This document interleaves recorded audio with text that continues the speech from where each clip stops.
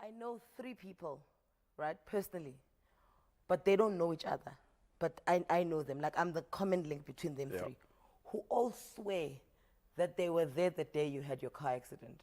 Wow. I know, right? and it's so funny, and because we're all from Umtata, right? Yeah. So I let them tell the story, and I've never Is said... it different? Yeah. With all of them? Yeah, one is the taxi, one is a car, one is you guys Taxi were... one is right. No, one is you guys were playing on the roof of the shop. And then you fell and you landed on your hand. And it's fine. Me, I listen to all the stories. I'm like, okay, Nyani, you. Then the next one comes like a year later. So what's the story? The story is eve of Nelson Mandela's release. 10th of Feb. Yes, the whole country's going crazy celebrating Mandela's release. And Mthatha, small town. Mandela's from Umtata, so our celebrations were like... It was crazy. And I think the whole idea was to sing, camp in a stadium. Yeah. Which is not far, Rotary, not far from our house. Yeah. But before then, people were just singing on the streets, going up and down. Oh, Mandela. And they went past my house. My house is not on the main road, which was quite weird. They went past my house, and my grand was there, who was very strict. We just jumped in.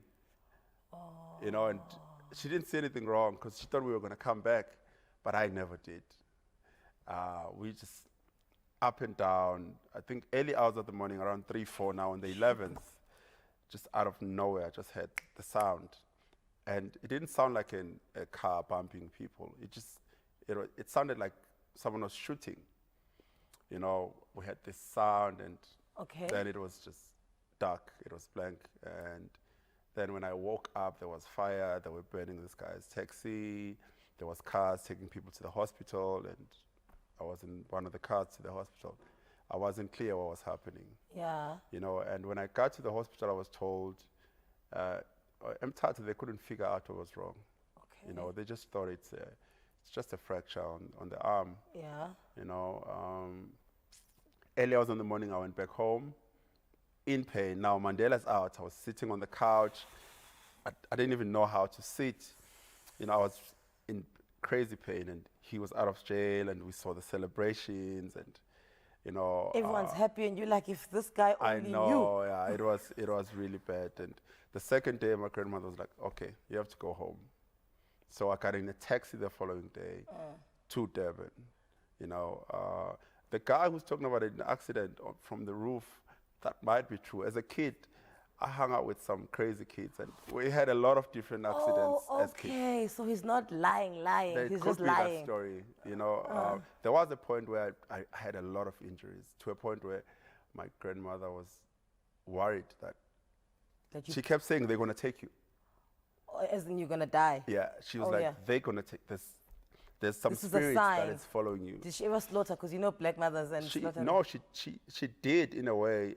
She took me to my grandmother was very religious, so she didn't believe in going to a inyanga to find out. So she took me to this church, and she spoke to this lady, and she was like, I have a serious problem. This is my grandson, and at least once a week there's an accident. If you could walk I'll go play a soccer game. I come back with stitches on my head, or you know, there was just a lot happening. Yeah. And so this was it now. She was like, okay, you have to go home. So you can't die in my care, basically. Okay. So when does she learn? Wait, when you say you had to go home, as in this is when you moved from Umtata for good? No, it wasn't. Oh, okay. You know, but she just like, because the hospital doesn't know what's wrong with you. Okay. Because usually you get a cast if it's a fracture, but they couldn't because they didn't know. It's a small hospital.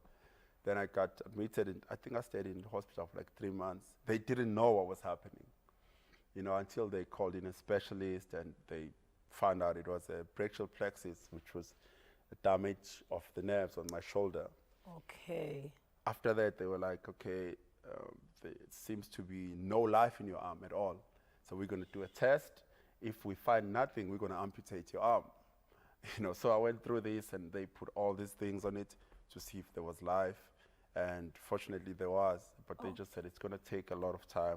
For it to rehabilitate, for it to grow. My nerves were badly damaged, you know, and at the time I couldn't move.